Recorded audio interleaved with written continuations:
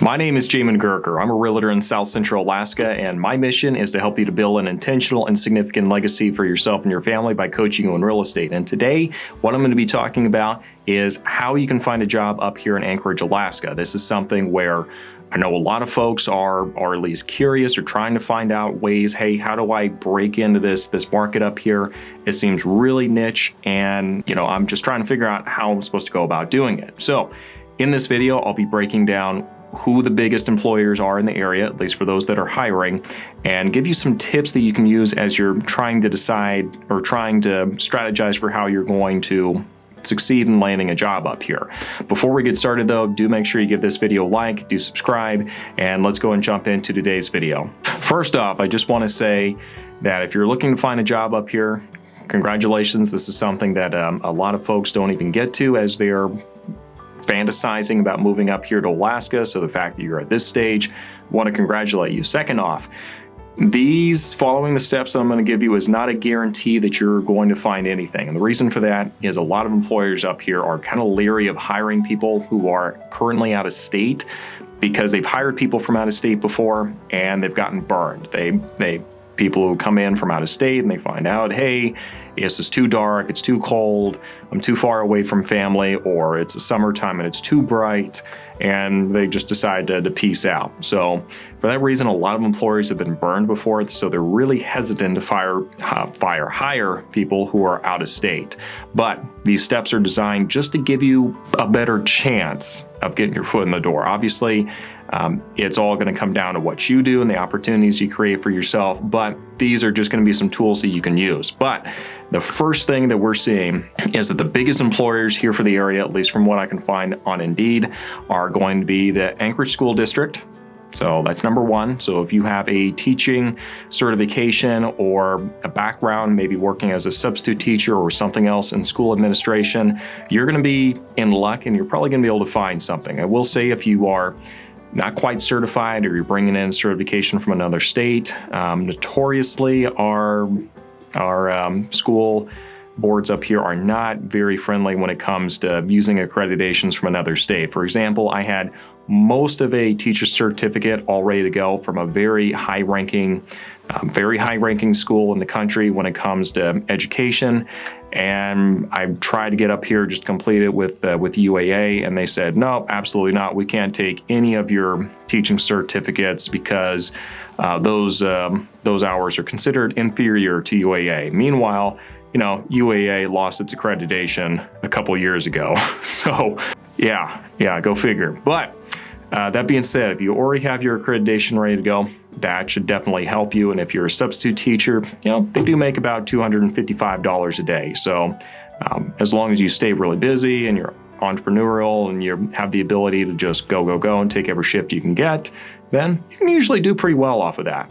The second big employer here for the area, at least for jobs right now, is going to be Providence Hospital. So if you have any background in medical, maybe you're a nurse, maybe you're a doctor with a specialty, maybe you are work more in the administration, chances are you're going to be able to find something, or you're going to be able to find someone who can direct you to another place that you need to go. So that's another big industry that you should look into. And if you're working in that industry, you're going to have a big leg up. The next big employer is going to be the state of Alaska. So with the state of Alaska, a lot of these jobs are going to require that you have lived up here at least for a period of time. Not all of them, but most of them will. So sometimes this can be an opportunity for you, depending on your background, depending on your expertise, and sometimes it's just out there to kind of entice you a little bit. Because, if you've worked in the government before, sometimes they already have the person all picked out, but just to satisfy the job requirements of the state, they have to technically post it out there to say that they tried to get a pool of candidates in there that wasn't just the person that they were thinking about anyway. So these are going to be the big employers for the area. So let's go ahead and talk a little bit about kind of some of the strategies you can use to set yourself apart a little bit and try to overcome this natural predisposition employers feel towards hiring people who are out of state. But before we do that, do make sure that if you haven't done so already, you go check out my podcast at Alaskan Journey, and that's going to be a great place for you to go to hear from people who have done exactly what it is that you're thinking about doing now. Because I sit down with folks who have recently moved up here, talk about their experience, talk about their impressions, and any tips that they would give to anyone else who is coming up and doing the same thing that you're considering doing.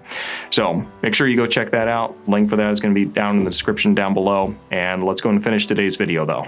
Now, first off on the tips, I would say steer clear of all these huge oil jobs that everyone's always talking about. Because the fact of the matter is, if you don't live up here already and you don't already have some kind of connection or an in that industry, it is going to be fighting upstream the entire way in a hurricane trying to get hired. Not necessarily impossible, obviously. If you have a specialty, then that's going to go a long way, I'm sure. But for the most part, employers prefer to keep those jobs within the state, just because we do have a lot of very qualified people up here, and it's a very cliquey kind of an industry where it's kind of a who you know kind of a way to get in. So I'm going to say first off, as a tip, let's try to avoid those. If you're just trying to get up here, we'll look at the oil field later on once you've kind of established yourself up here. But for now, let's just get you some kind of a job to get you going. The second tip I would give is that if you have your industry, you know what you're going to be doing, contact someone who already works in the industry that you work in and see if they're hiring or if they know someone who is hiring. When you are calling though, this is very important, so listen close. When you are calling, do not give them a whole spiel about, oh, I can't wait to move to Alaska because this is a dream come true, and if I can just find a job, so on and so forth. You are telling them how they can solve your problem. They don't care. Okay, this sounds harsh, but they are looking for how you can solve their problem. So call them up, explain how you can solve their problem, try to find what their problem is, and solve that. Once you do that, chances are very good that you can get hired. I've actually had people create positions for me because I saw that they probably had a need, and I approached them and said, hey, I can solve this for you by doing this, this, and this.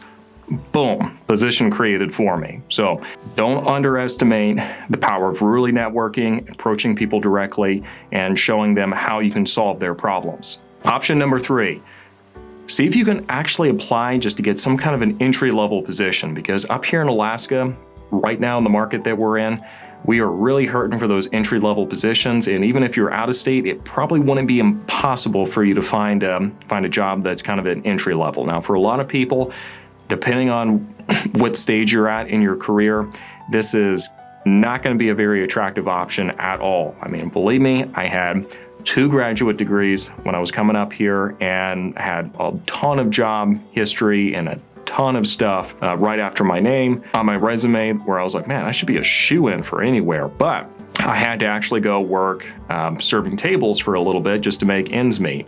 And obviously that's kind of a big blow to your pride and all that, so on and so forth, shrug it off, keep going. But that's what was necessary for me to really get my foot in the door, get established, and started opening up a bunch of other doors. So don't just completely overlook the possibility of you coming up here, getting an entry-level job, and then going to apply for the place that you really want to work. So that's an option as well. Option number 4, this one's a little bit more in the gray area. I will let you decide if you want to use this one or not. I don't even know myself if I would use it, but if you know someone who's already living up here, like you have a friend, you have a family member, on the resume, you might consider putting in their address as their mailing address. Now, don't try to make it sound like that is your home address. And obviously in the interview, you're not going to try to hide that you're out of state, but do make clear that, hey, this is my mailing address, not my home address. So just an idea. Again, I'm not really sure I would use it myself, but while we're throwing out ideas, there you go. Strategy number 5. This one's a little bit more tricky, but if you are in a position to do this, you might approach somebody and say, hey, if you hire me, I guarantee you I will be here within a year, or I will be here for at least a year, And if I don't, then you will get this chunk of money prorated back for the amount of the year that I'm not going to be there. So this is an idea. I've heard of, some industries doing that up here that have just started it recently. That makes them way more willing to hire people who are out of state. So if other people are using it, shoot, you might throw it out there, be a creative problem solver right off the bat and say, hey, I have every intention of being here. And if I don't, then boom, $10,000 prorated for the amount of time that I wasn't able to complete it. So just an idea. You might consider, just consulting some labor laws, making sure that's squeaky clean and okay. I've just heard of other companies doing it. I'm not sure how that all works, and the behind the scenes, the payroll, and the labor laws. But that is an idea. I've heard of other people doing it. So obviously there's a way to do it. So I sure hope this has been useful. And Anchorage is the biggest market here in the area if you're looking for jobs. So, definitely do let me know if you have any other questions. Drop those in the comments section down below. And thanks for watching, and we'll see you next time.